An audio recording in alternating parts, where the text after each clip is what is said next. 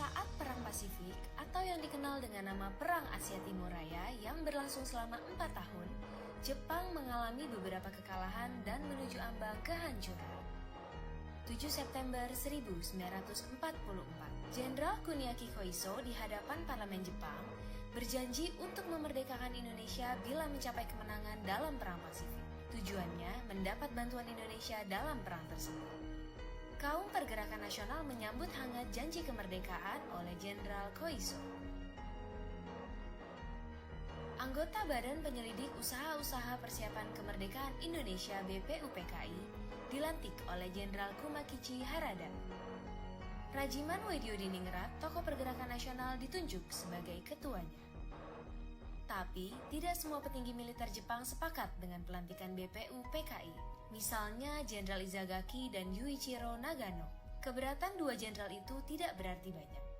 Mayoritas petinggi militer Jepang tetap mendukung BPUPKI. Sidang BPUPKI dari 29 Mei sampai 1 Juni 1945 pun berjalan mulus. Setelah bersidang 2 kali, kerja BPUPKI berakhir dengan baik, sesuai harapan Jenderal Kumakichi Harada.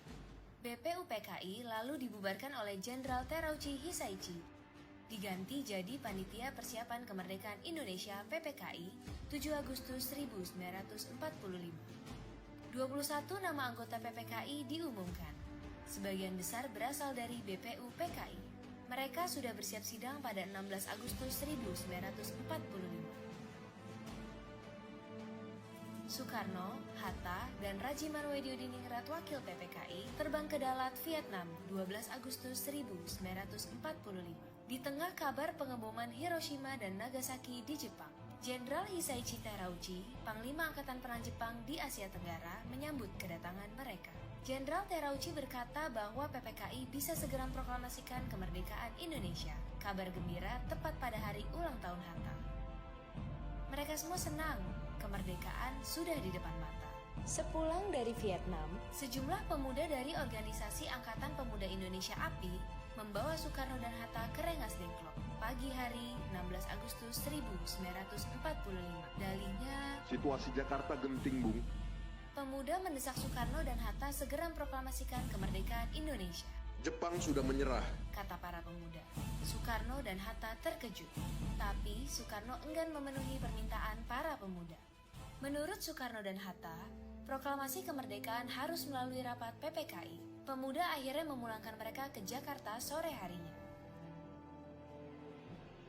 Sepulang dari Rengas Dengklok, Soekarno dan Hatta hendak bersidang dengan PPKI di Hotel Des Indies, Jakarta, tapi Jepang melarangnya. Perubahan situasi mengarahkan rapat persiapan kemerdekaan ke rumah Laksamana Maeda, perwira Angkatan Laut Jepang. Di tempat inilah dalam sebuah ruangan, Soekarno, Hatta, dan Ahmad Subarjo merumuskan naskah proklamasi kemerdekaan tanpa gangguan dari Jepang. Soekarno lalu membacakannya ke anggota PPKI dan pemuda di serambi rumah. Naskah yang singkat, tapi semua sepakat dengan isinya.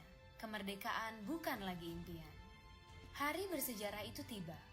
Soekarno membacakan naskah proklamasi kemerdekaan Indonesia ke banyak orang di rumahnya, di Jalan Pegangsaan Timur nomor 56 Jakarta.